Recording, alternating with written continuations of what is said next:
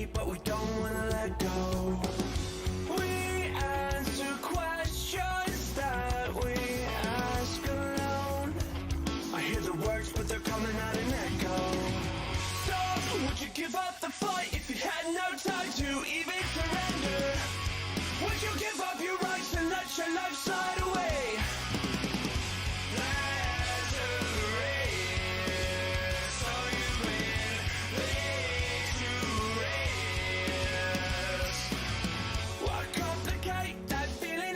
When it suffocates at the bottom, don't take the bait, just walk away, resuscitate your nirvana. I feel a way I've never felt before. I finally found what I'm looking for. So, would you give up the fight if you had no time to even surrender? Would you give up your rights and let your life slide away?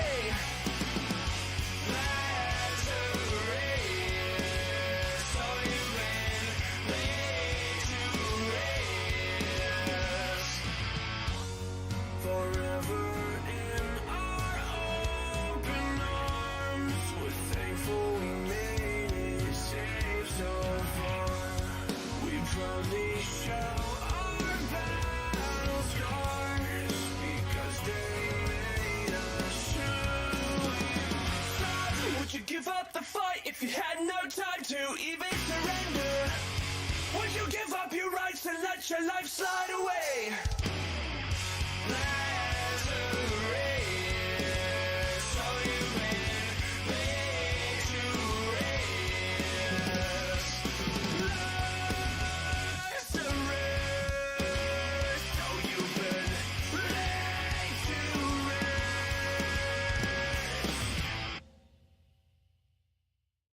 Good evening, everyone.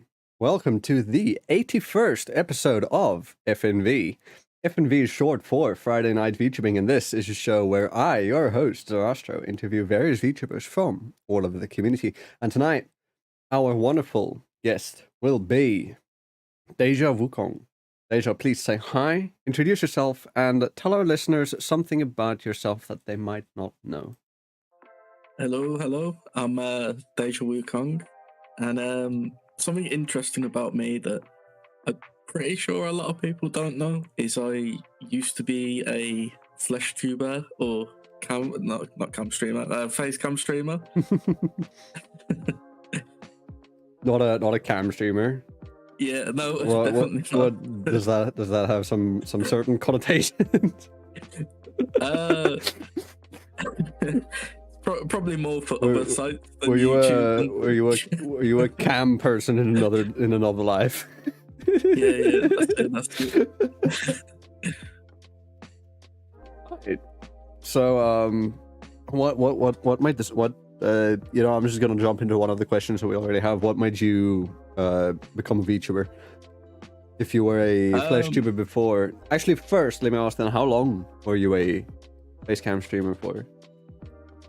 So I started, what was it now? I think it was about 4 years ago now, something like that. I started doing streaming. It's a decent bit ago.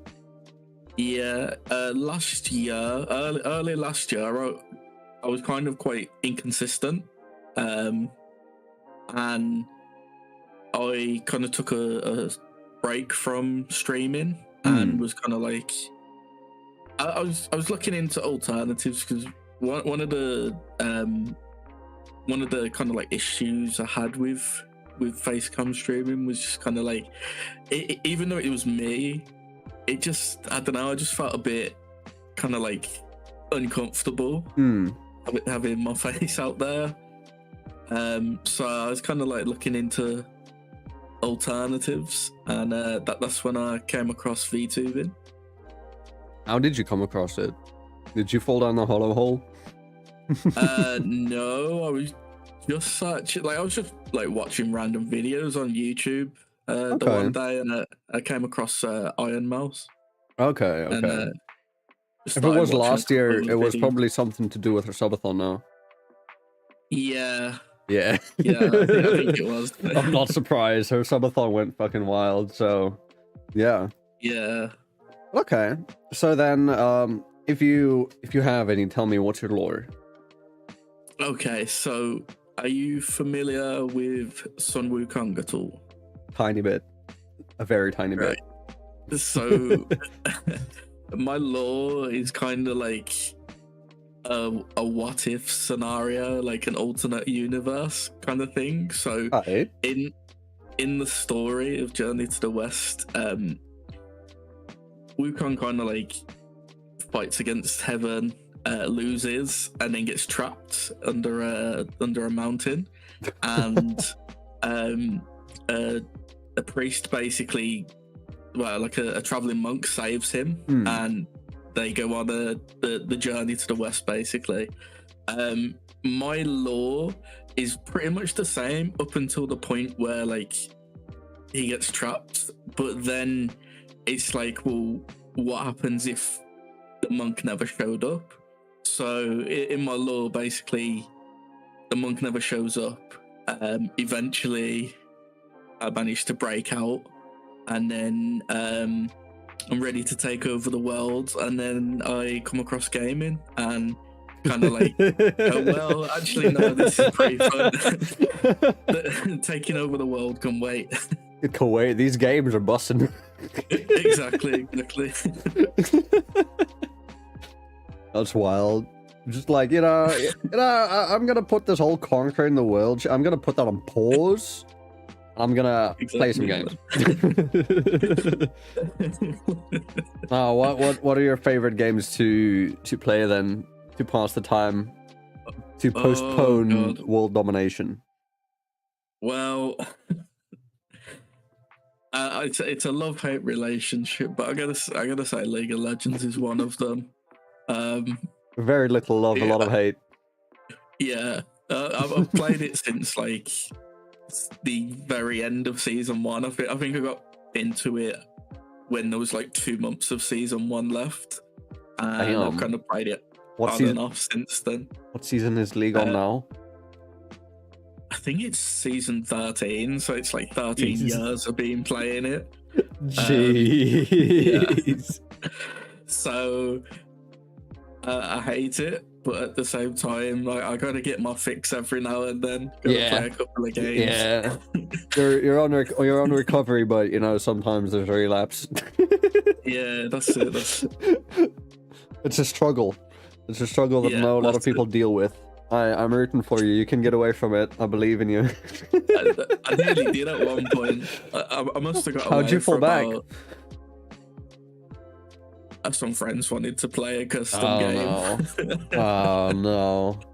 Bad friends. Yeah.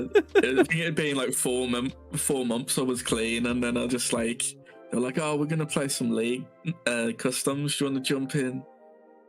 Suppose. And then it just went downhill from there. The thing is, did you still have the game installed at that point? I can't remember. Or did you have to reinstall it? So I think at the time, because before I got into streaming, so I didn't really have like a good PC back then. So I used to go to an internet cafe. Okay. So we just kind of all just sit there playing games, and then just like chill, go for some food and that, come back, and then carry on playing games. Okay, bro, that sounds fun. I've never had anything like that. We don't have those types of internet cafes here that get robbed. That get robbed blind within the first week of opening. I don't know. The one I went to was all right. So there was one I remember back in the day, and it was like, it was cool, man. Like, I remember going in there the first time and just like sitting down to play Warcraft 3, and then I was like, yeah, they need to have more places like this. And then like I think about a year later, it must have closed down. Oh no. The one I went to play League, it was kind of like a small one, out the way, so you didn't really get too many people like bothering you and stuff. It's always nice if it's a quiet little place. Yeah, that's it. Where the people don't mind if you sit there for hours. Yeah, if you take up a table. I just remember like going there some days and just being like, well, I'd go there like on a Friday night, just turn up at like 7 or 8 at night and just be like, yeah. I'd just be like, who's doing an all-nighter? We'd just sit there playing games and then... Wait, would the cafe be open 24/7? Some days it was. They basically had like... well, there was one guy that used to work there, and he'd do a lot of like all-nighters and stuff. So he'd just stay in... He'd just stay in there. Yeah. And then eventually it got to a point where they were just kind of like... I've showed up a lot and I'm usually doing all-nighters, so they just trusted me to, like, if I wanted to do an all-nighter, I could just stay. You're just like basically the guard of the store, except you're not being paid or anything. Yeah, just got to sit and play games. Dude, that sounds fun. Big ups on them for trusting you like that. Yeah. And on you for not breaking their trust. I was too focused on the games. Now, would you be able to go and get something to eat then at the cafe when you're the only one there, or not? Yes and no. So a lot of times we just had takeaways, but they did have like some snacks there. So they had like crisps and like chocolate and stuff and pot noodles and that. So you could have like some sort of food. Yeah, it's all gamer food. Yeah, basically. It's quote unquote food. It's yeah. Translate for a non-British audience, crisps or chips, as the all-Americans would call it. But I'm not. Potato chips. Yeah, potato chips.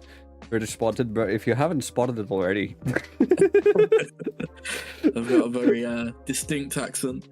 What is the accent, if you don't mind me asking? Because there are so many British accents. My favorite is the Brummie accent? Yeah, that's mine. Oh, do you have a Brummie accent? Okay. Yeah. Yeah, it's a difficult one to learn. Not gonna lie. But yeah, it can be. Yeah, it's my favorite. That and Cockney. I knew this guy, right? That is in one of my, like, I worked with him before, and he absolutely loved the Cockney accent and like all the slang and stuff they did. Yeah. But he couldn't actually speak it, so he just used to make up like these phrases. So yeah, no, it's Cockney. Phrases. Yeah, no, it's Cockney. Don't worry about it. Yeah, we was always just like, what are you on about? And then he'd like start with like a long tangent. He'd like have his little phrase, and then he'd like say how like it led to like what he was trying to say. And was like, that makes no sense whatsoever.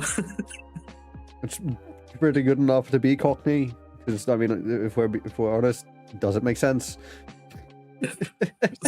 Not really. Only to the Cockneys. It doesn't make sense to anybody else. That's it. But then the next question I have for you is so it's more along the lines of your visual design. So what inspired the way you look? What were some inspirations behind your design? What would you say? Well, the most obvious one is obviously obviously Wukong. Yeah. Yeah. But I kind of grew up on like a lot of media that had like characters inspired by Wukong, so I also kind of based it on their kind of designs. Okay. There's like a very old anime called Sayuki, and don't know it. Yeah, not many do. The main character in that is Son Goku, and Goku. It's kind of like Son Goku is just basically the Japanese name for Son Wukong. It's a translation for it. Okay. So he's more like he's basically like a human in Sayuki, but he kind of like follows more of Journey to the West than other like other media. Okay. Other retellings of the story. Yeah. Okay. And then there was a really nice design I saw for it was a MOBA game on mobile. I just came across it randomly the one day, and they had like, you know, because Wukong's got to be in every MOBA. I don't know why, but they had like a human design, and I was like, yeah, I really like that design, to be fair. So that one counted as a definite inspiration. Yeah, I'd say so. Okay. And then what made you choose Wukong specifically? Like like we've talked a bit about it, but like if we can go a bit more in depth. Yeah, so like I said, I kind of grew up with a lot of media with characters that were based on him, or like characters that were him. And the story was kind of like fascinated me in a way. Okay. So it's more of like it's like a childhood fascination that you've always had. And that when you were like, okay, it's time to get a VTuber model, your first decision was just like, fucking Wukong, why not? Well, when I first got into VTubing, because as much as I hate to say it, League was kind of like the thing that led me back to Wukong, because it was one of those where like I grew up on a lot of media and stuff that had characters based on him, but I just kind of like forgot about it for ages. And then like when I started playing League, a friend introduced me to Wukong on the game, and then like the more I kind of looked into the character's lore, the more I was like, wait, that sounds familiar, or like bits of it sounded familiar, and then it kind of like rekindled stuff. It unlocked the old memories. Yeah, and then when was it now? I think it's about 3 seasons ago, I kind of got into being what's called a one trick on League. You're already playing with one. Yeah, basically. Mainly just ranked. I was playing like other stuff outside of ranked, but for ranked I would just pick Wukong. So yeah. I've got somebody on one of my servers. I think their name is what? Kate One Trick? I think it's Kate. I don't know League characters, to be honest. There's too many of them now, to be honest. I just know my favorite is Jinx. That's because she's hot. Yeah, Jinx is a good one. And Arcane, even though I've not watched it, but I know she's in it. You haven't? Oh, you need to watch it. I know, it's so good. I know. I need to. I do still plan on watching it. I do not plan on touching League at all, but Arcane, I've heard just so many good things about it. Honestly, like, even if you don't like League, Arcane is still good as like a standalone thing. It's like such good story and stuff. I guess that the same could be said for like Cyberpunk Edge Runners, where it's like, you know, the anime itself is fucking amazing, and you don't have to play the game to understand everything. Like I recently watched Edge Runners with my mother. I was like, "Hey, Mom, I want you to watch this show with me," and tell me what you think. Edge Runners was so good, except for that last episode. Last episode was oof. And the song, dude, the song, yeah, it's trauma-inducing now. If I hear that song, I'm like, I remember like sitting there in a Discord with people like watching the episodes, and we got so far in, and I was like, yo, this song slaps. And then I'm starting to listen to it on the way to work and at work and stuff. Yeah. And then like as you progress, and then the last episode you watch it and you're like, I can't listen to the song anymore. You just can't. Yeah. Like whenever I hear the song, I'm like, damn it. Fucking rip.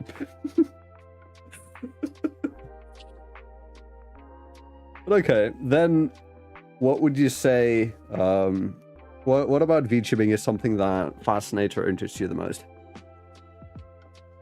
I'd say like what you can do with it. So coming from like the perspective of someone that did like flesh tubing or whatever you want to call it, it was very limited on like what you can do. Whereas like now, like as a VTuber, I can literally just press a button and just change my outfit, or like, you know, change my model, put whatever I want on. Just like, and the technology as well, like it amazes me, like that I can just have like this anime character just talking and like following my movements and stuff. Honestly, for me, it's more the people that make shit for VTubers, specifically like Denchi, like him making VTube Studio and all that, like completely on his own. That's crazy. Yet it's a tool that almost the entire community uses, and I'm just like, bro, he's insane. I do find it a bit weird how like you got a VTube Studio that's I mean, let's be honest, it's the main best thing. Program. Yeah. For VTubing. Yeah. But then you've got like all these other ones, and they're just not. They're not anywhere close to it. You mean like PRPR Live or Face Rig? Yeah. Yeah. Dude, I remember dude, you're an OG VTuber if you remember using Face Rig or PRPR. I remember, man. Like when I first got into it, I was like looking into every single program, like what's a good program for real. it.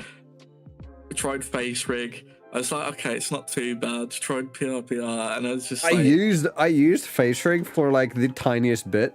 Then I found out, oh shit, PRPR is a thing. It's free unless you buy the detailed tracking DLC, which is like it's like a pound or something, or it's cheap as hell.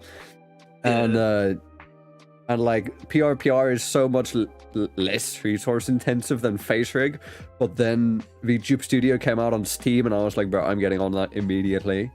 I remember I think I must have used PRPR for about like 2-3 months when I first got into it. Yeah, I think I had like a similar experience to you with Face Rig, where I tried it and I was like, nah. I've still got 122 hours on PRPR, which isn't bad, but it doesn't compare at all to my to VTS.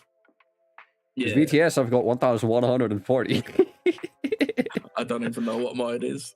I just remember like PRPR wasn't bad, but then there was like a point where I was like, okay, so I've seen other VTubers like spawning items. Yeah. How do I do that? How does that work? I was speaking to my VTube mama about it, and then like she basically just said, you do it through VTube Studio, and I was like looking to see if there's a way to do it in PRPR, and it's like, yeah, but you've got to do like some long way just to like spawn in the item, and then it's like a manual button or something you've got to press. Yeah, so, yeah. It's like such a hassle. VTube Studio. Yeah, no, dude. So some of the stuff that people have thought up just for things that VTubers can use in combination with like VTube Studio and all that is just insane.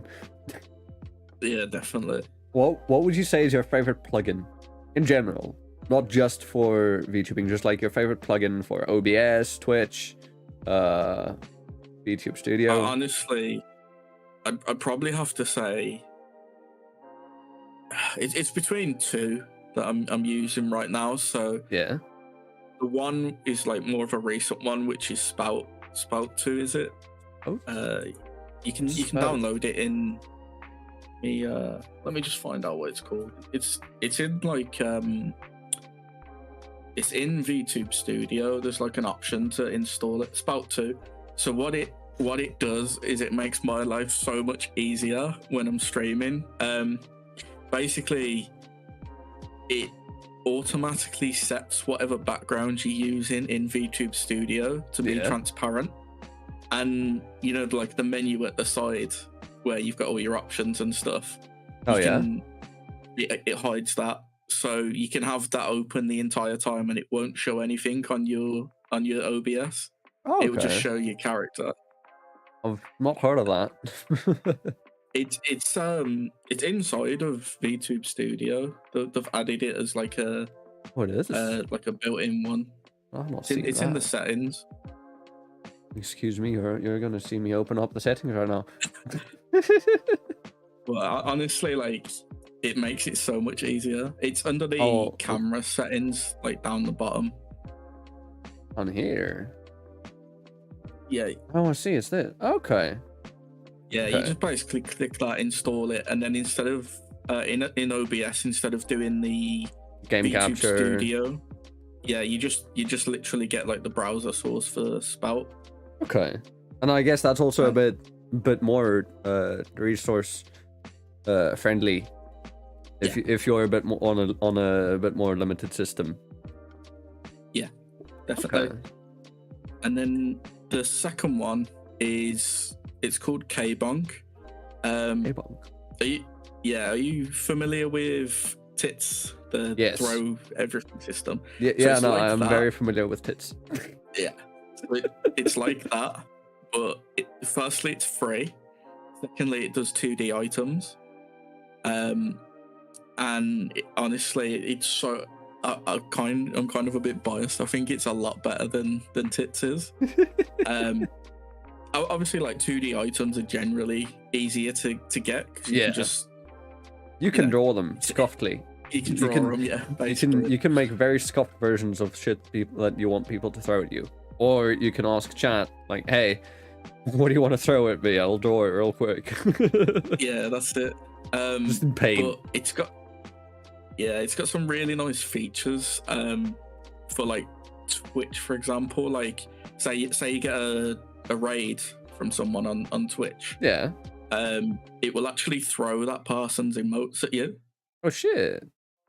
So it's pretty cool. You can just like get pelted by some random emotes from someone raiding you. It's got like a few built-in ones. Like it's got like a bits one, so you can have bits thrown at you if someone donates bits. Yeah. Yeah. Okay. But I think there's a lot more flexibility because it is 2D instead of 3D.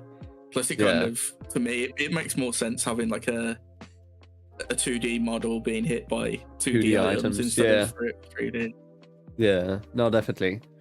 Although it depends on how 3D your 2D model is.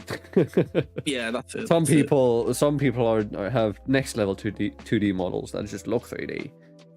Oh yeah, definitely. Yeah. Okay. Then I'm gonna ask you a bit of a hypothetical question. Okay. If you could rebrand, what would you rebrand into and why? You cannot be Wukong. You have to actually rebrand something completely different. So this one was a tricky one for me, to be fair. But I gave it some thought, and I'd probably have to be a panda VTuber. A panda? Not a red panda? Yeah. No. Okay. Because you'd be surprised how many Brits I know that want to be red pandas. Or are red pandas. No, so it's essentially it's my second favorite animal after monkeys. And I used to play a lot of World of Warcraft, and my main character was a Pandaren, so I was like, I'd have to pay homage to it a bit. Fair enough. So it's would it be how would you make that panda unique? Let me ask that. So I didn't think that far ahead, to be honest. I didn't think we'd get this far. I don't know. I guess like one of the I'd probably base it more off like my character from WoW, who was basically just like this drunken monk that just master of the drunken fist. Yeah. Kung Fu Panda, like, except he's a chronic alcoholic. Yeah, basically. Oh, if he had a bit too much sake. Yeah. Damn. Do that for the next movie, I think. Hell yeah.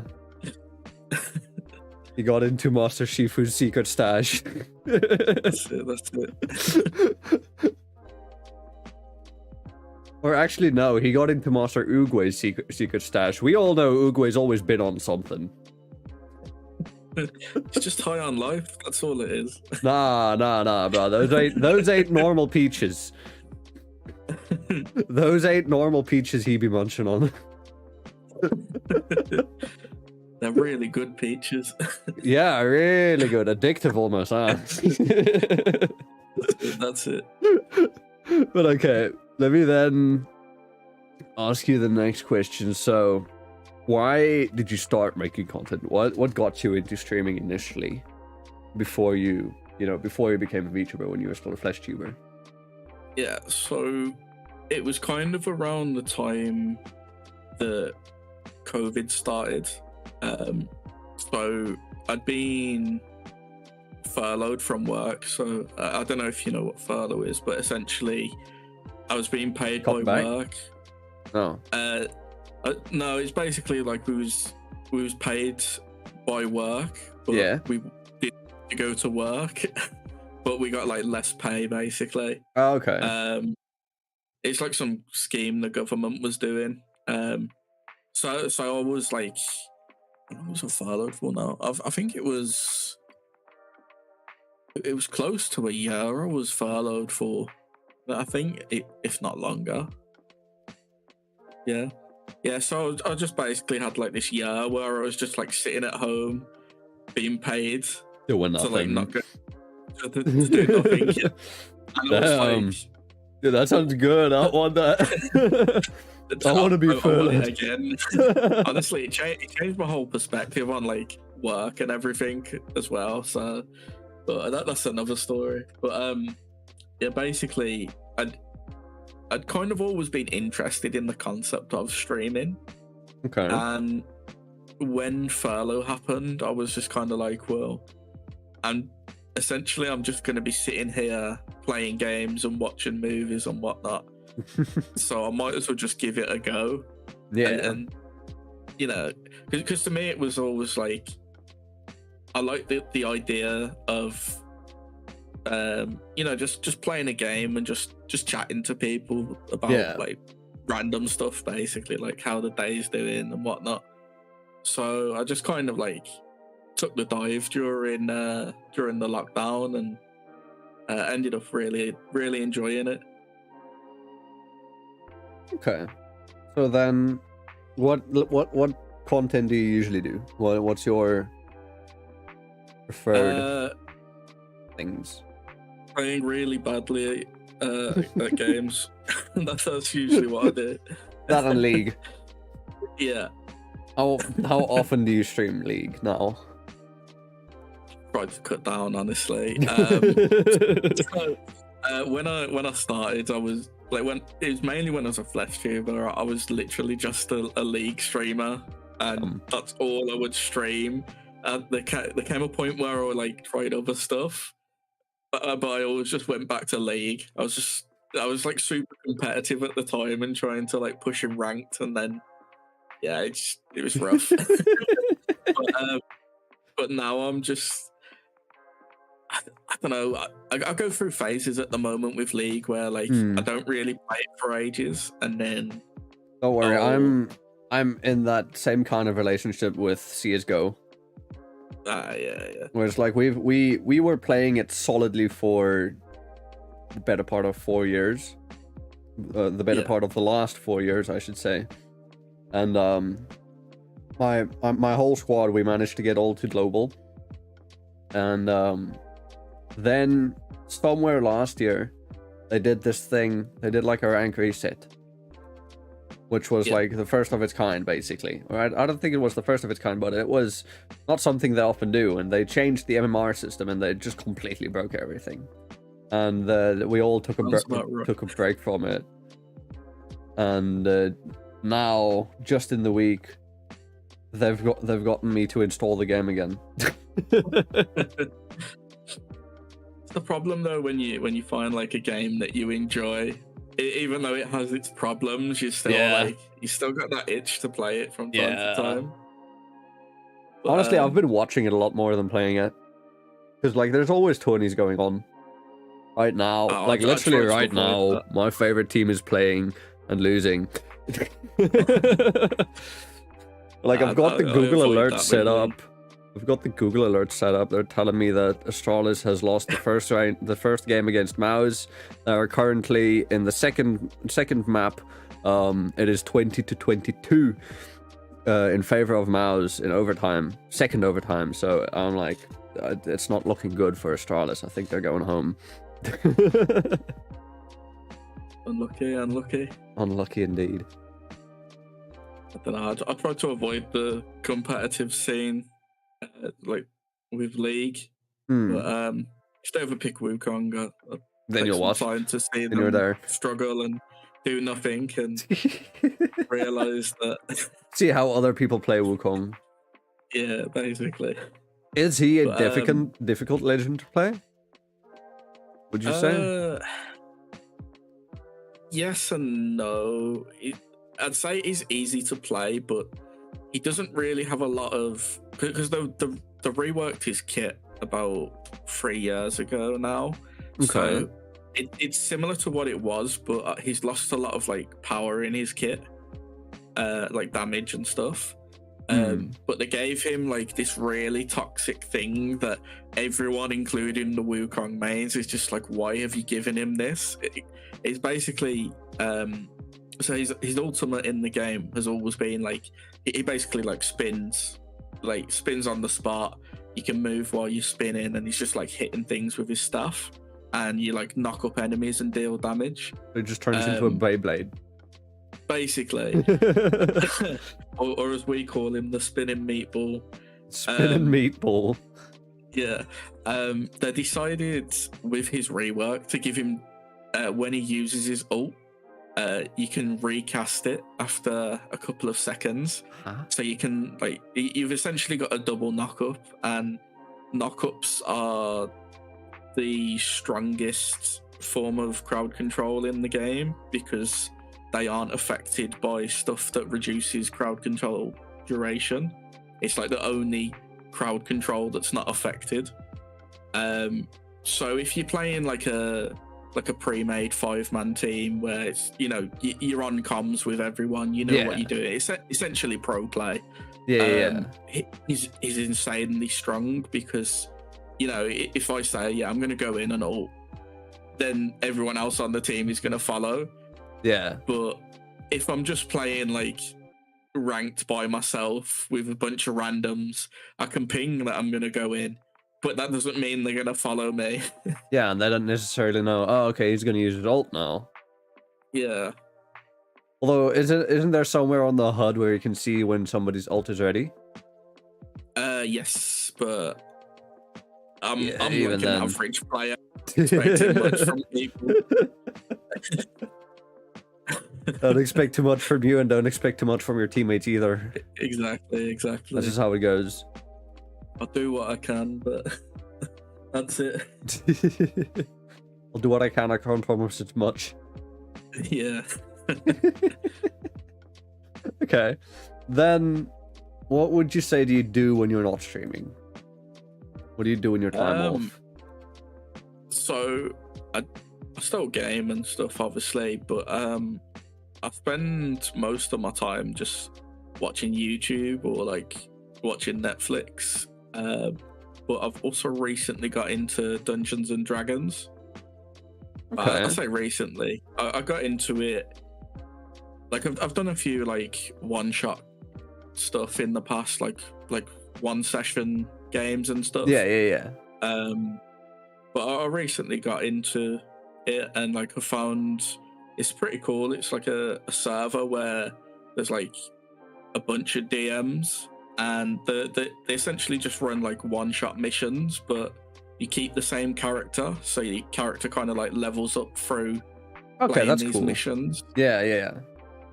And you got like a bit of a player economy where, like, say I get like an item after one of the sessions, I could sell it to someone else, or like someone else might have something I'm after, and you can barter.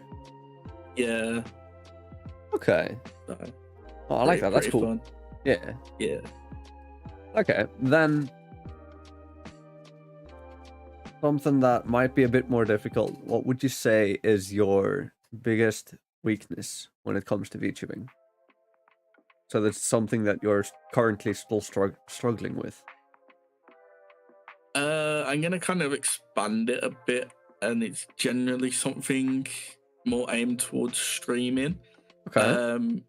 So one of the things I kind of, there's two things. So the first one is like, sometimes I'm quite shy or awkward when reaching out to other people to like collab or you know, just like see if they want to just game or whatever. Yeah. Another one is I'm not too great at articulating my points all the time. So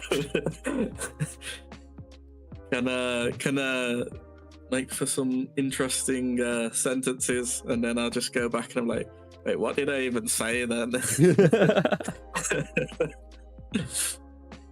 Like you just watch it back, you're like, what was going through my head? What? I don't understand this. What the fuck?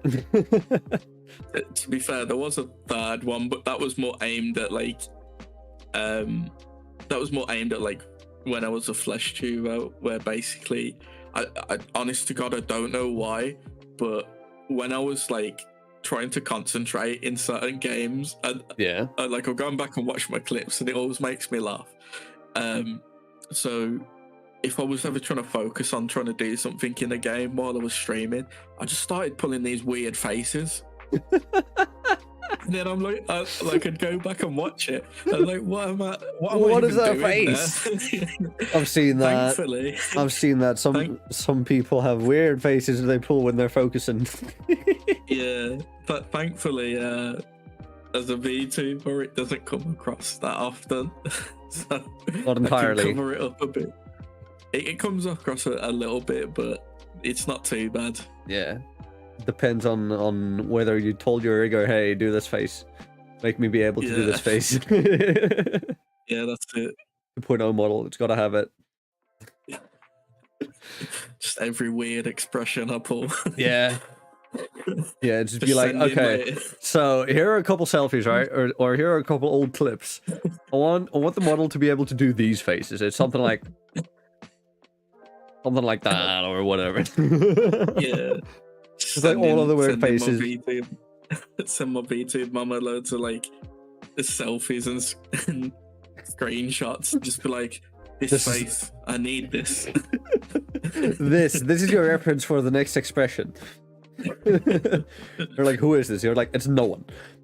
Don't bother. It's just this face. I want it. I need it. It's an interesting face. What would you say is the weirdest face you've pulled when doing that? A lot of them are quite similar, where I just kind of have my mouth open. I don't know, I've had some weird ones where I just have like my mouth open and I don't even know what my tongue's doing. It's like it's going it's on like a journey somewhere. Yeah, I've seen it. And then it's like you're not alone. I've seen people do that. And I'll just watch it back and I'll be like, why am I even doing that? I've seen people licking their mustache when they're focusing. They're just like focusing so hard. They didn't even know they're doing it. Just licking their mustache.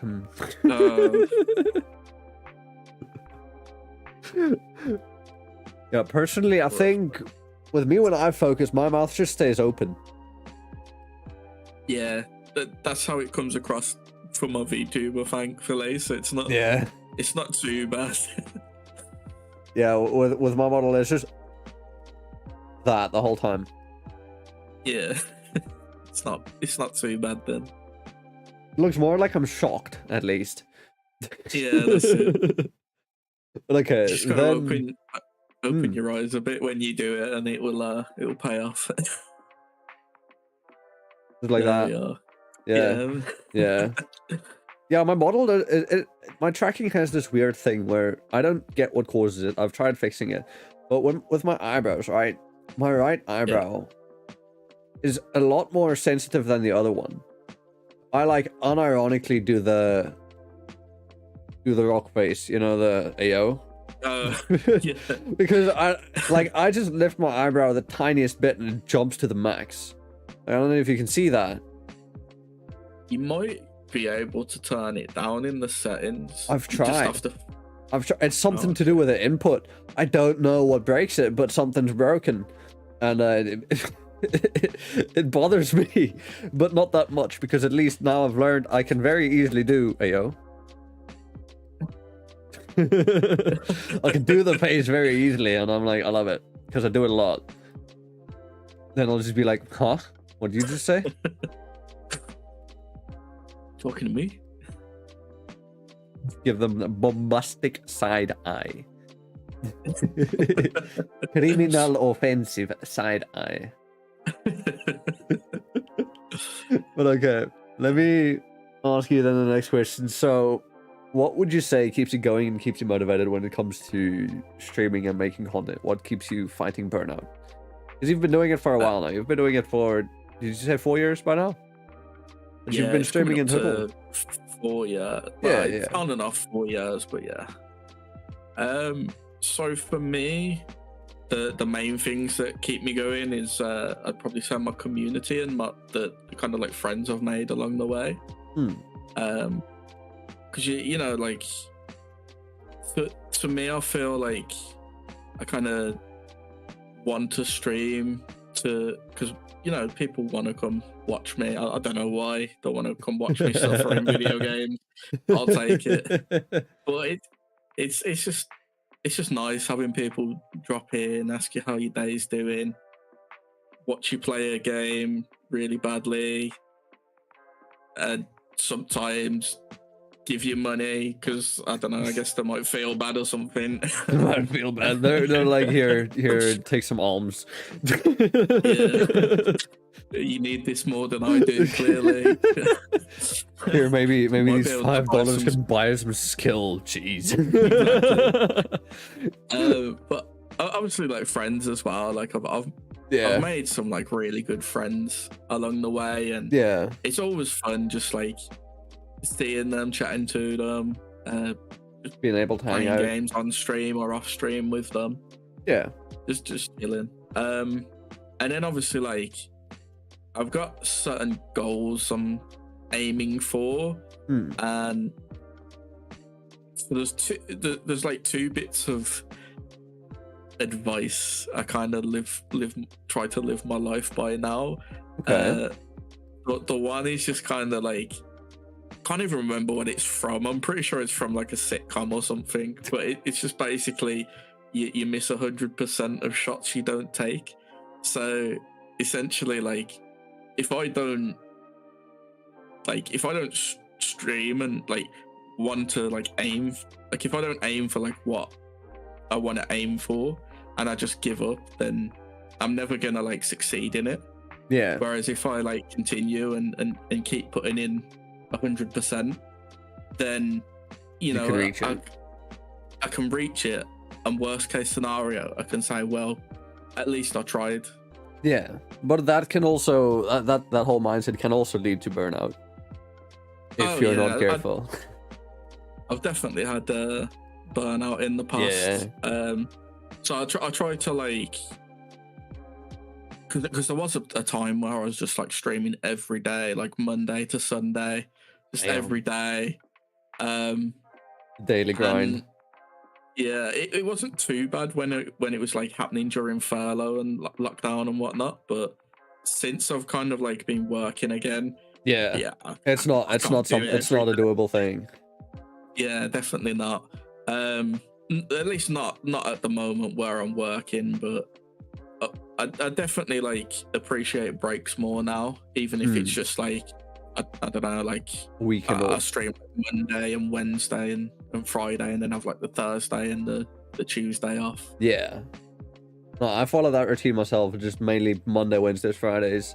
And then if I have the day open, then I'll try fitting in like a small work stream or something on Tuesdays or Thursdays. Yeah. Work or art, something like that. And I think I've kind of settled at the moment on doing like Monday, Wednesday, Friday, and Saturday. Yeah. Just because like generally like Sunday I'm kind of like relaxing, but I'm also Sunday's doing, an like, off day. Sunday's like it's an off day, but it's not an off day because I'm doing like getting clips for my editor, getting VODs over to him so he can like. How much does your editor charge you? I'd say it's if I can ask reasonable. that. So I've been looking for the longest time to get an editor, but I can't afford most of them. I just want somebody to edit shorts for me because I don't have the time. So the way I do it with shorts is I'll grab the clips for him, and then he'll just kind of like look at them and just be like, yeah, I like these, I'll put them together into a short for you. But he charges like $5 a short. That's not bad. Which I think, yeah, it's not bad. That's good. And then for VODs, it varies on the time, but it's usually around like the $40 to $50 mark for a VOD. Okay, for editing a VOD down. Yeah, like editing it down, adding effects and stuff, you know. Yeah. Just getting rid of all like the dead space or whatever you want to call it. Yeah, it's like nothing happening. Yeah. Well, he does a good job. Yeah, I previously hired a clipper to edit some shorts down for me, and he charged a decent bit. He charged like per 30 seconds, I think. Because I asked him how long does it take him to do the clips that it does. He said it took him about 4 to 6 hours for a 1 minute clip. Yeah. And I'm like, damn, that's a lot. But I really liked his editing style because he would put a lot of memes and stuff in it. I've gotten a couple of shorts, well, not shorts, but short clips from him where, you know, full subs and then some memes edited into it as well, which is something I want to go for. I can send you my TikTok later and you can have a look at some of the ones my editor's done if you want. Alright. If he's not too busy to get more people. He's always looking for work, I think. I feel that. He's always happy to take it on. Yeah. He's pretty fast as well. Like when it comes to the clips, there's normally like a 2-day turnaround. So you'll send in the clips and he'll get the shorts done within 2 days or 3 days. Okay. VODs are obviously a bit longer because it's a bit more to it. But what if I get them on, like, just cut these shows down where it's like it's 1 hour to 2 hours, let's go through it, get a couple clips. How much? That would probably turn out more. Well, he does that at the moment with some of my playthroughs. Like I've started doing a playthrough of Let's Play series. A game called It's one of the things I kind of wanted on YouTube was like just kind of like my playthroughs there in case anyone ever wants to watch them. Yeah. So I started playing a game called Skull the Hero Slayer, and it's a pretty fun game to be fair. It's an indie game. Essentially, it's like a platform game, kind of action platform game. But you play as like this skeleton. But the whole unique gimmick is you can get these skulls of like random enemies you've come across or like random stuff, and then you replace your skull with them, and then you get to do you get different powers. Yeah, basically. Okay. But it's also like it has a story, but it's kind of like replayable. So you kind of go, if you die, you just like spawn in again, and then you start from the beginning. So you're just kind of like making slow progress through the story.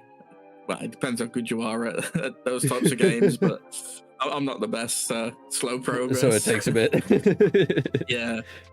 But yeah, he's I've just sent him the second and third parts for that, which he's working on at the moment. But he took the first part and just kind of like edited it down for me. And he also grabbed some clips out of it. Okay. He grabbed like 2 clips out of it for me as well. Oh, hell yeah. So That's pretty, cool. pretty good, pretty on point with stuff. Right. And then the next question that I'll have for you is, you mentioned having goals. What are your goals? Yes. So the main goal, I got like 2 main goals essentially. So the one is I'd like to do this full time, like, you know, be in a position where I can just not have to work and just like just basically play video games and stream and chat to people. Yeah. And then obviously the second one is I just want to build a community where like everyone kind of like feels welcome and comfortable. That can just come in and, you know, have a chat and talk about the day and whatnot. Yeah. Have a good time. Insult me over how bad I am at video games, you know, the usual. The usual. You know, nothing new. You just take the hits. You're like, yeah, I'm used to it. That's fine. Yeah. Your words can't hurt me. Okay. Exactly. And then, before we get into the next couple questions, we've only got about three or four more. Let me quickly just say, if you guys have enjoyed this episode so far, make sure to drop a like down below, subscribe, ring the notification bell. And if you want anything further to do with the show, make sure you go check out fnv.crd.co, so that you can check out the show on the audio-only platforms. The show is currently available on Spotify, iTunes, Google Podcasts, and Anchor FM. And there is also, if you are a fellow VTuber, there is a Google Forms link that you can fill out, and you can be a guest in the future. I will most likely be reaching out for those people for season 2, because I will be ending this current season at episode 100, which is not that far away anymore. Wild to be thinking of it like that, but yeah, so you can go check that. And then otherwise, you can also go check out my wonderful guest, Deja Wukong, on his Twitter and Twitch. His links are down below in the chat, in the description. It's everywhere. Otherwise, you can find him on both Twitter and Twitch at Deja Wukong. That is DejaWukong.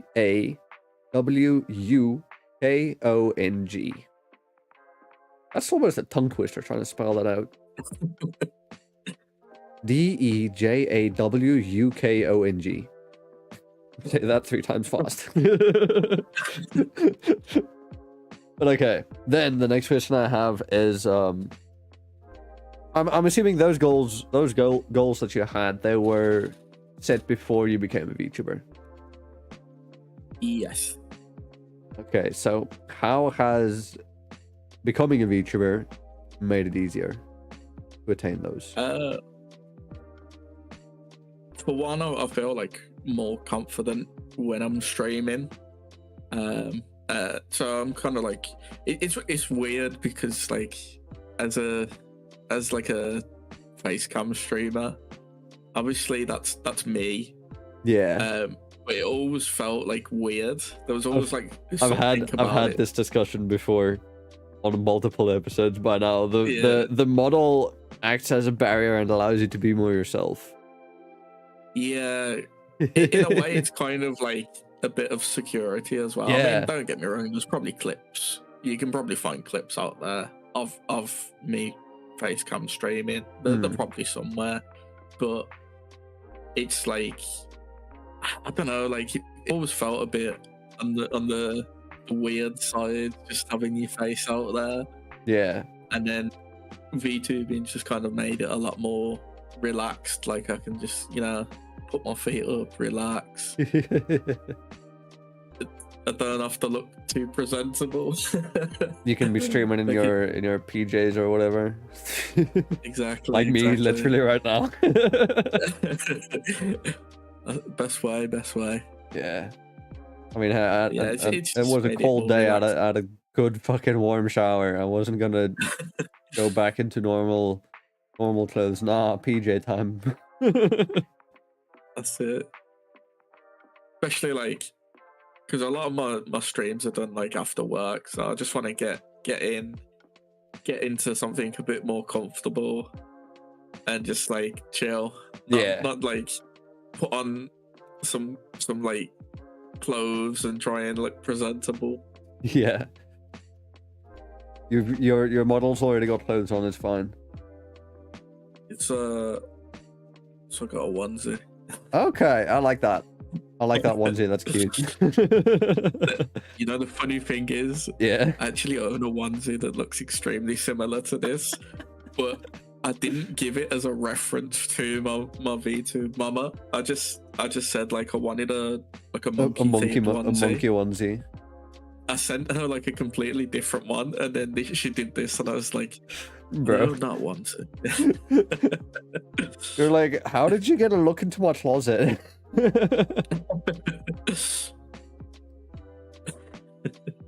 Okay, then last question that I have for you before we get into the Q&A section, which, by the way, if you guys have any questions, there is a little blue box at the top of chat that you can click and ask your questions in there. But the last question I have for you is, what has been the happiest moment / the greatest achievement you've had since you've started streaming and or VTubing? So I'd say the greatest achievement was when I hit 1,000 on Twitch. I always felt like 1,000 was like a big milestone. Yeah. I know realistically it's not big, but at the same time, when you're a small streamer coming up, like, yeah, it's a big number. It was like, for me, it was kind of like, I want to hit that number, because if I don't hit that number, I feel like I'm just not gonna progress, basically. Yeah. You know. So now, like, it's weird because like I kind of hit it, and now like I'm more relaxed. I'm aiming for 2,000, but I'm just there's no push for it to. Yeah. No, I feel it 100%, because like for me, my goal for end of year last year was 1,000 subs on YouTube here, and now my goal for this year is just hit YouTube partner, which means just getting watch hours. I don't care about the number of subs anymore. I know that they're inflated anyways. I think for me now, because I've hit that number on Twitch, I'm kind of like expanding my content outwards. So this year I've kind of focused more on making content that I can put onto like YouTube, or like put onto Twitter, TikTok, stuff like that. Yeah. So more viewable stuff rather than long ass stream. Yeah. But most of it's still on from my stream, but it's just like shorts and like VODs and stuff at the moment. But I've got a few things I want to do in the future, and it's close. I don't really want to give too much away, but I've got a few like plans for stuff I want to do, and I think that'll be fun and good for YouTube and stuff. All right, well, I'll be looking forward to seeing that then.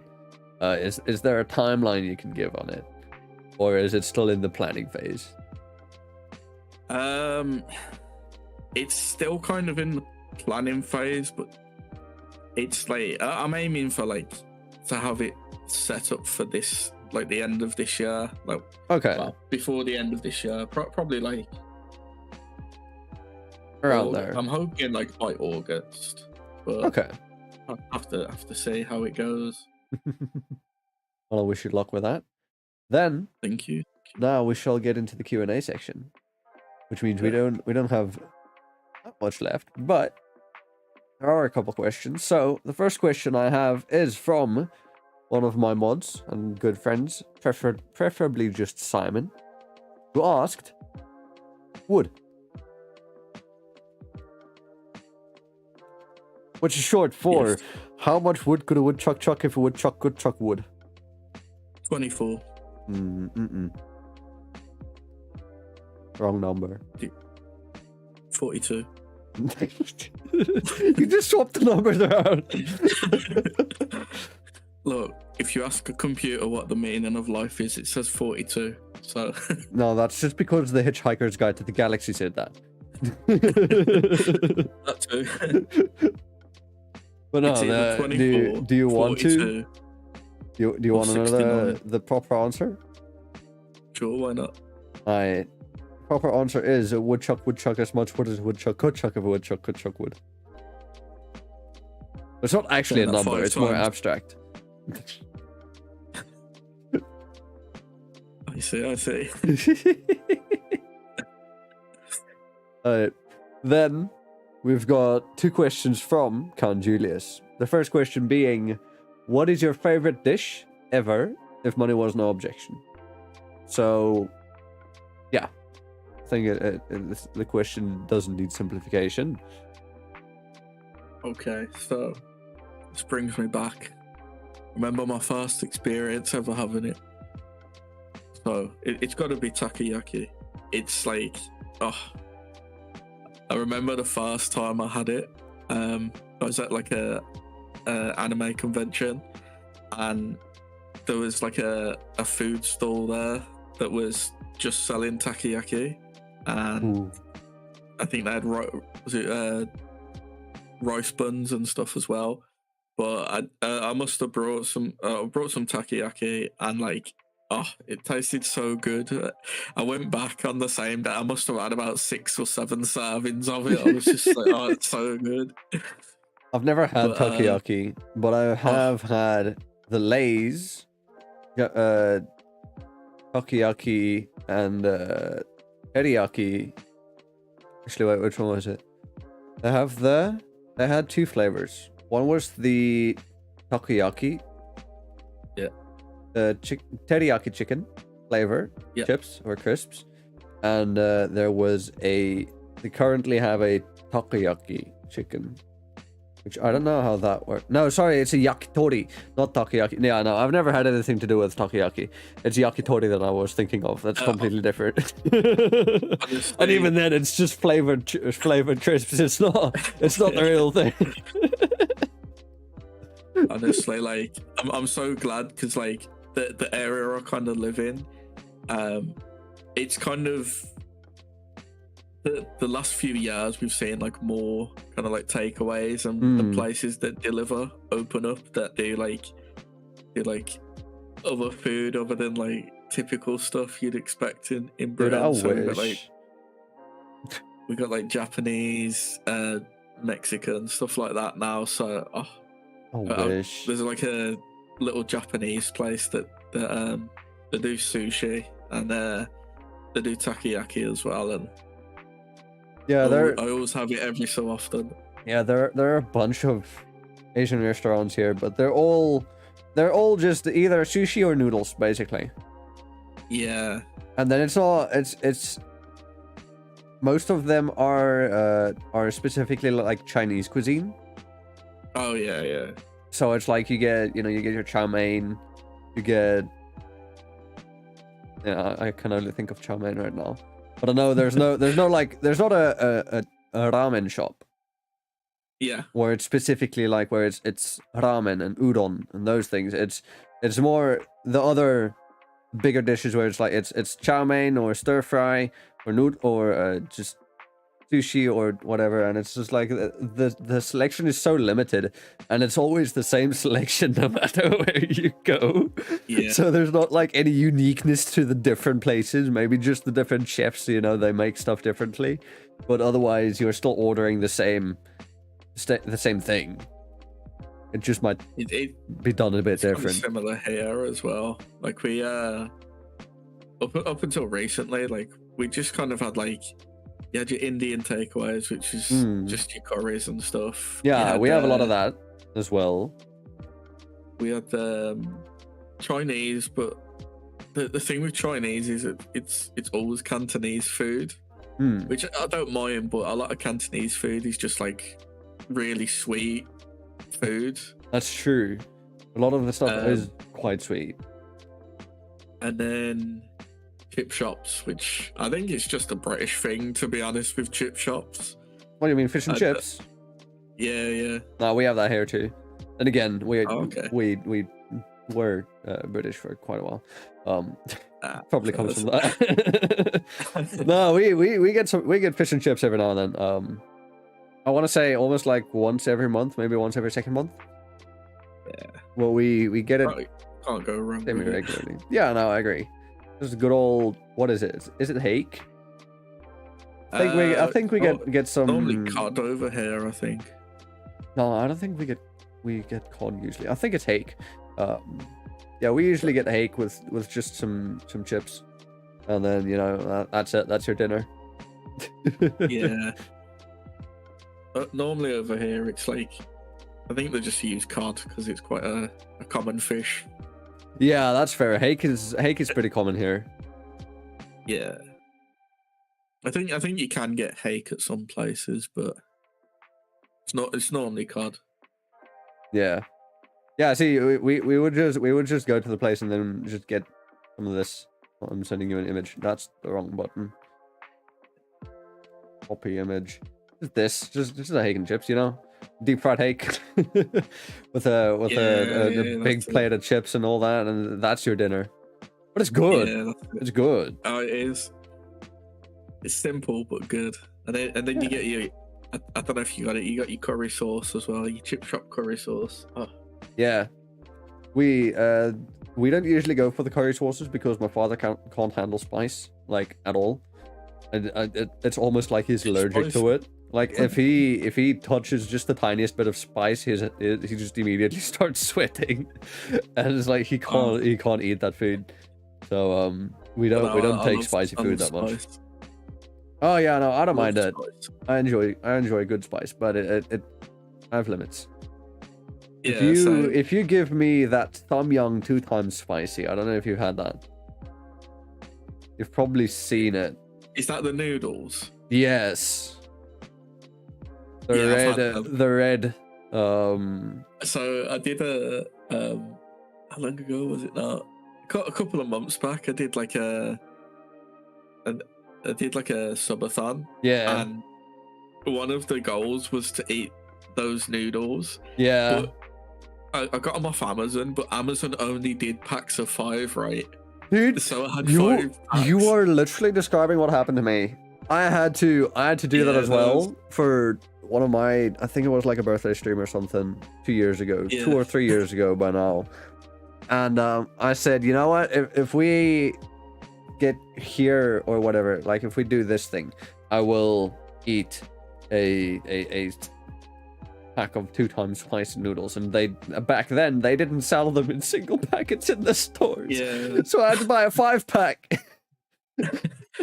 To be fair though, I've been like, even though that, like I'm pretty good with spice, but they are spicy for me. Yeah. But I'll still eat them. I've still got a pack left, and like I will get round to eating it at some point. But what I generally do with like really spicy stuff is I just wait till like I feel like I've got a cold coming along, and I'll just eat it then. You'll just eat the spice, burning it away. It's Yeah, like all gone. Basically, I did it the last time I got a cold. I had a pack of the noodles, and like it was rough as well. I was feeling really rough on the day. I was like, yeah, I'm gonna get ill. I am. And then I had the noodles, and then the next day I woke up, I was just like, I'm awake. I'm good. I'm ready for work. I'm a changed You man. had your vaccination. You got your shots. You got your flu shots in. Yeah, no, I had it, but I made it wrong. Apparently, I showed it on when I made it. I showed a photo of it on stream. Yeah, apparently you're supposed to throw the sauce out. I had the soup still in it.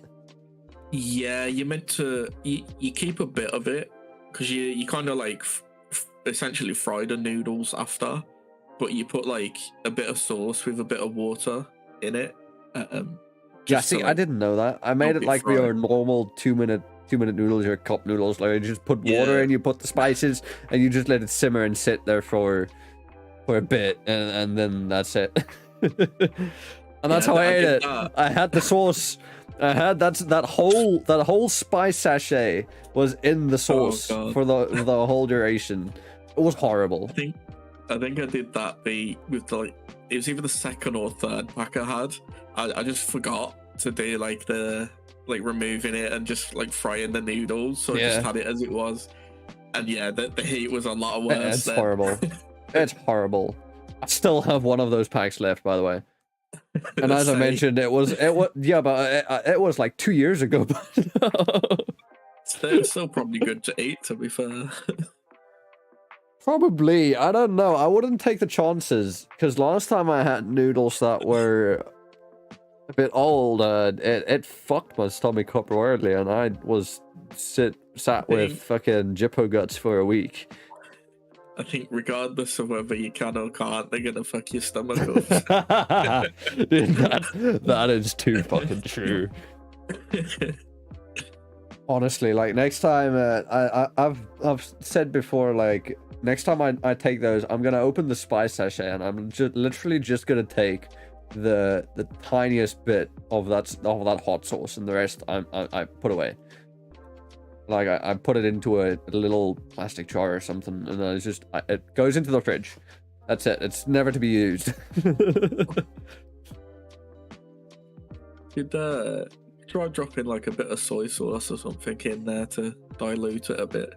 We don't have soy sauce in the house. See, me and my brother are the only ones who really enjoy Asian cuisine. Me more than the rest of the household.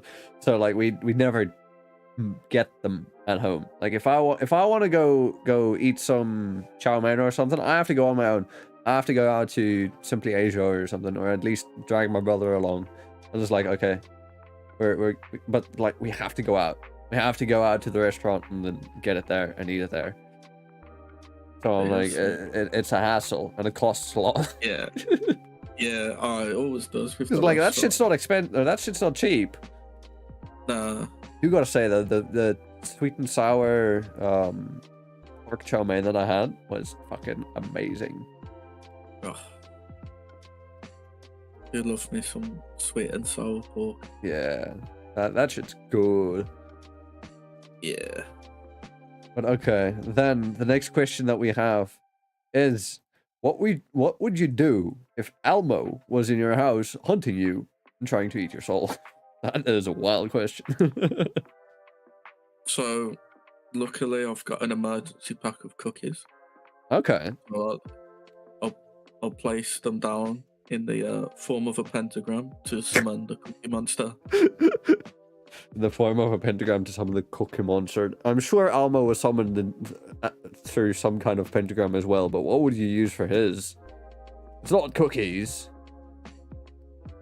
I don't remember. Didn't they have like a blanket or something? I can't remember with Elmo. I'm not sure. I don't remember. I've seen a meme recently, but they just had a pentagram with like 5 candles. I'm sure he had like a blanket, like a little blanket he carried with him in some of the episodes. I have no idea. I haven't watched. Or something. Dude, the last time I actually watched anything to do with whatever show Elmo is from was like ages ago, decades ago. Yeah, same. I don't know. What show is he from? It's Sesame It's Sesame Street. Okay, it is Sesame Street. At least I didn't forget the name. Just like imagine forgetting what show SpongeBob is from. Damn. That's the level of like Sesame Street. It's all about the Count from Sesame Street. Who's the best character? The Count. Yeah, he was just like this vampire that did maths. I think I remember. Wait, the Count, Sesame. Let me just refresh. Yes. Count Von Count. Really, that's his name. Count Von Count. He just used to be like Von. All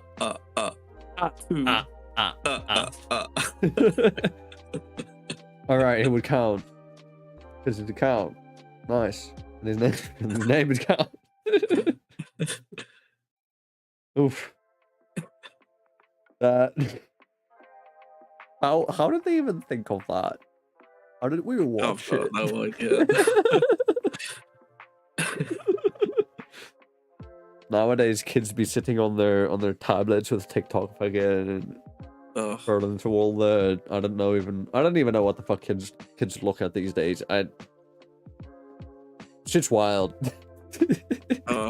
Tell me about it. But yeah, that's the last question that we have from chat. So I'm pretty sure that brings us to the end of the episode. Okay, cool. Do you have any questions? Maybe, turn the tides a bit. Okay, so them noodles, when you gonna eat them? When am I gonna? Oh no! You know what? We'll make it. We'll make it on my 3rd year anniversary on the. No, is it the 3rd year? Just the 3rd year on the 29th of October this year. Why not? Yeah. Okay. Why not? I'll be there. Why not? As some kind of punishment or goal or whatever the fuck. I don't know. We'll see. It's sitting there. It's waiting for me. I don't even. When are you gonna eat yours, huh? My 3rd year VTuber anniversary. I don't know. Probably this weekend. Oh shit. When is your 3rd year?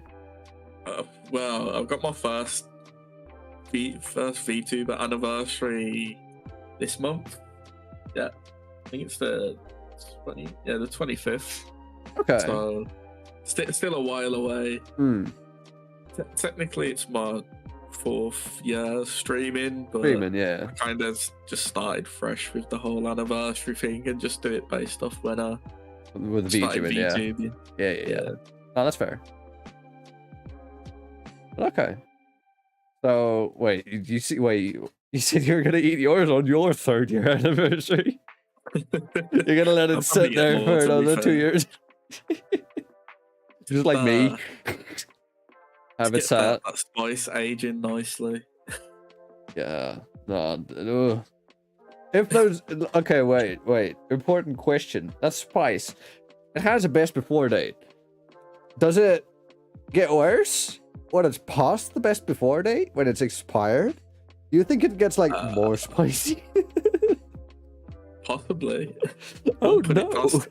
It's like an aged wine. It's been sitting there aging, just gaining power slowly, charging up, waiting for the day to take its revenge on me, even though I've done nothing to it.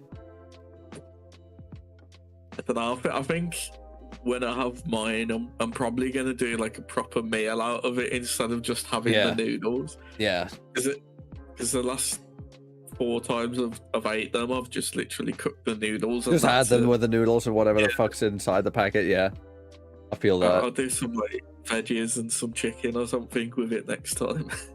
I've done it once where I just took a Vienna or 2. Yeah. I just chopped them up, chucked them in there. Maybe a bit of a tiny piece of like polony.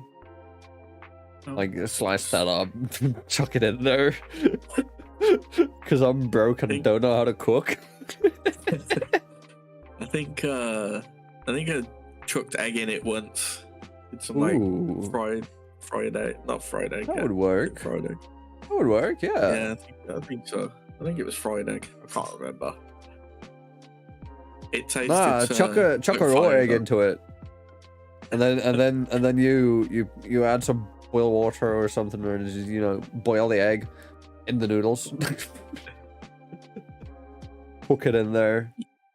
Concern is when you chuck the raw egg in, and then the spice just starts cooking. Spice starts cooking the egg. you just put the spice on the egg itself. Like you crack an egg into the pan, you put the spice on the egg, and it just instantly turns white. And starts sizzling, and it's hard boiled instantly. Exactly. I mean, that's wild. That's some toxic shit right there. Yeah, that's I don't feel like that's safe for consumption. I mean, I've eaten the noodles 4 times so far and I've survived, so far. You don't know what'll happen next time. To be fair though, I'd rather eat the noodles than. Have you ever done Bean Boozled?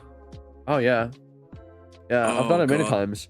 I don't mind Bean Boozled. I would rather do Bean Boozled than do the noodles. See, it was okay to start because I did Bean Boozled and the noodles for my subathon. Oh no, did you do them at the same time? No, so the noodles was like a goal, Okay. like one of the subathon goals. Yeah. The Bean Boozles were every time I got so many subs, I would eat a Bean Boozle. It was going great at first because I got a lot of like the normal beans, but as like the subathon went on, it just got so much worse. Yeah, the thing is, right, as you were getting those normal beans, your luck was running out, fam. Yeah. There are only so many normal beans in a box of Bean Boozled. That's it. What's the worst flavor? It's got to be the rotten egg. Oh, 100% agree. I 100% agree. Like, I got so lucky with those ones because I only had the one rotten egg, but I can still taste it to this day. Do you know what the rotten egg actually is? Like, I've figured out what the actual taste and scent is of the rotten egg from the Bean Boozled. It's not like, you know, like the fart spray you can get. It's not like the same chemicals as that, but like an edible version, is it? Tastes and smells like moldy butter. And I mean proper butter, not margarine. It's like proper butter that has been outside in the heat. That's molded. Oh, yeah. It tastes and smells like that. So there's a tip: never let your butter go bad. Because yeah, that it do not taste good. I can promise you that. No, it wouldn't, would it? Because don't they use milk to make butter? Yeah. Yeah. Yeah, no, I don't know. That's why I was like, I don't know why the rotten eggs smelled and tasted like that. But when I first had the rotten eggs, I've accidentally, like, you know, put moldy butter on my toast or something. You know, it's not always clear that the butter has gone bad. It wasn't necessarily moldy, but it was bad. And I put that on my toast, and when I then did Bean Boozled at a later stage, I was like, bro, this tastes exactly the fucking same. Like, I had flashbacks. I just remember PTSD from that shit. I just remember I had so many of the spins which landed on the rotten egg, and I just kept getting, I can't even remember what the other one was, but I kept getting like the regular flavor. Yeah, the good one. And then like the very last bean I ate was a rotten egg. Yeah. And I was like, never again am I doing this. I think the rotten egg is either the good one. I forget what the good one is. Let me check it. I think it was like it's either rotten egg or buttered popcorn. That was it, buttered popcorn. Yeah. Yeah. I was buzzing, kept getting the buttered popcorn. I was like, yeah, I can do this all day. Yeah. And then Mr. Rotten Egg showed up. One of the other ones that I've had, it's always the white ones. The white ones are the worst. Never get the white ones, because the white ones are honestly the worst. So, like, it's either rotten egg, or baby wipes, or earwax, or spoiled milk, or dirty dishwater. Yeah, I remember that one. I think the safest one you can do, I think it was a blue one. I think it was like bubble gum or blueberry or something, or toothpaste. And the toothpaste one, it just tastes like it's just mint basically. So it's not even like a bad one. Yeah. I was just like, every time I saw it, I was like, well, it's essentially your free win. Yeah, no, the toothpaste one ain't that bad. What's the good version with the toothpaste again? What was that? It the was berry like, blue. I think that was it. It was like berry blue or bubblegum or something. Yeah. Another one that's horrible is fucking barf. I was gonna say, I think it was the snot one. Yeah, there's a booger. Yeah, there's a booger. Juicy pear or peach. Both of them. I don't like pears or peaches. I remember one of them. I can't remember whether it was the barf or the snot, but one of them, it just tasted like they put like this pure, like high amounts of like chili extract or something in it. It just started like burning, but not burning as soon as I ate it, and I was like, yeah, that's just Yeah, no, I see there's another one which is just a total loss for me, where it's either skunk spray or licorice, and I'm like, I don't like either of them. Yeah, I'm not a fan of licorice. I'll eat it if I've got to, but nah. Yeah, no, I'm just like, no, I'm good. I'll pass no matter what licorice, but especially the black ones. Especially the black licorice, which is exactly that flavor. Yeah. Which I'm like, it's horrible. It's the most common licorice, though, isn't it? Yeah, it is. I still don't like it. It's an acquired taste, that's for sure. Definitely. 100% it is. But I think we're gonna call it there. Okay. So, if you guys have enjoyed the stream, make sure you drop a like down below, subscribe, ring the notification bell, and tune in next week for our next episode of FNV. But until then, make sure you go check out fnv.crd.co so that you can find anything to do with the show and me as its host. Otherwise, make sure you go check out my wonderful guest Deja Wukong on his Twitter and Twitch and YouTube. What is your YouTube? Is your YouTube exactly the same? Yeah, it's at Deja Wukong. Alright, let me edit the stream title so that it's at Deja Wukong. It fucking broke. For some reason, right, when I type an at in my title, it breaks. It jumps to a different location in the thing. I don't know why. That's interesting. Yeah, it's kind of similar on wow, there's issues with it on Twitch, because you can do that now where you're like, you can add people in the titles. Yeah, I've only done it once. It could have just been like me messing it up somehow, but I remember just like trying to like at the person I was collabing with, and it just didn't work, and then like it just started working. It's like I'll just leave it. It's working for now. Yeah, I don't know. Stuff breaks so easily. Yeah. But yeah, you can find him on Twitter, Twitch, and YouTube. All of his links will be down below in the description, in the chat, in the show notes. It's everywhere. And yeah, that's gonna be it. I've been your host, Zara. I thank you all for stopping by, and I will see you all in the next episode. But until then, ciao for now.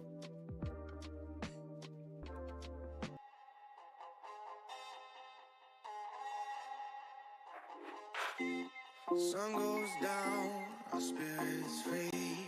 Nothing left but our energy. Take my hand, we can go and see a world unknown. Come explore with me.